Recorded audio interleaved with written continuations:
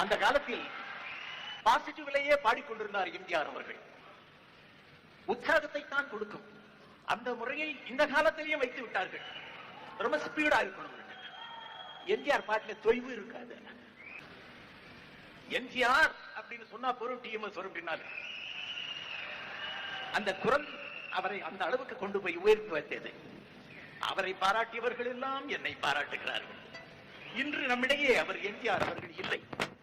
இருந்தாலும் அவர்களுக்காக பாடிய இந்த உயிர் உடலோடு இருக்கிறது. இப்ப அவருடைய ஒரு பாடலை பாடுகிறேன்.